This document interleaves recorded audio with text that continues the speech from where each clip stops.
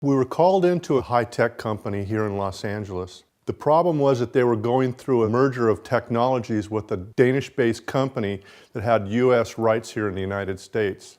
Our client wanted to look at the CFO and the CEO of the US-based company. They weren't really sure about whether or not they were legitimate. After investigating these two guys for a couple of weeks, I discovered the CEO of the company was in federal lockup for 18 months fighting extradition back to Denmark for larceny, fraud, embezzling, and even car theft. He got off on a technicality in federal law that allowed him to get loose, and now he's working with our client trying to steal money from them.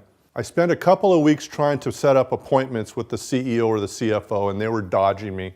But there's a weak link here in this organization, and that weak link was the vice president of finance. I tried for weeks and weeks to get a hold of this guy to talk to him. He calls me on the phone and asks me if I can meet him at a local mall.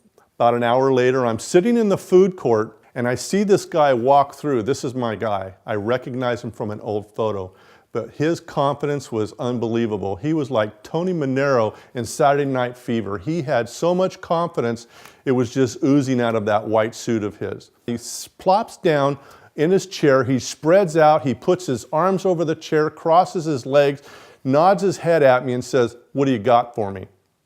I thought, really? We need to let a little bit of air out of his balloon.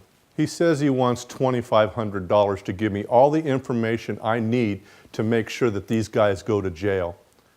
Well, I'm not interested in people going to jail. I just want to know if these guys are dirty and my clients can get out from underneath this. I don't want them to become victims. So I told him, well, I'll tell you what I got, and you tell me if you think I'm going to give you $2,500. I know that FINRA's investigated you a couple of times in the last 2 years, and you've been sanctioned both of those times. I also know something that you probably don't know, that the SEC just opened a file on you last week, and they're investigating you. He sat up in his chair, and he looked around like there was an SEC film crew someplace in the food court. His face was crinkled, his mouth was thin and tight. He had wrinkles in around his nose. He was really, really worried. He was trying to hide. He wanted to slide underneath the table. He was looking for a way to escape based upon his shoulder position, his head, his chin dipped down. These individual behaviors don't tell you that he's being deceptive. They simply are indicators. But when you put them together, it's telling me that this guy is being deceptive. He has something to hide. We need to dig just a little bit deeper. So I do. I start asking him tough questions and more tough questions, and he becomes more and more worried.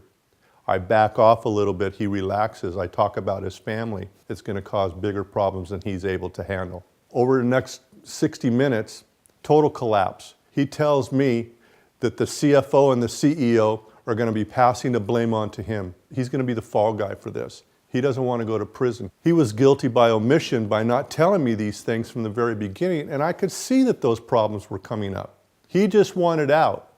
I didn't know exactly what he was lying about, but I knew that he was being deceptive for a reason. Today, I coach and mentor business executives, HR professionals, lawyers, and law enforcement on how to pick up the tells of deception and deceit.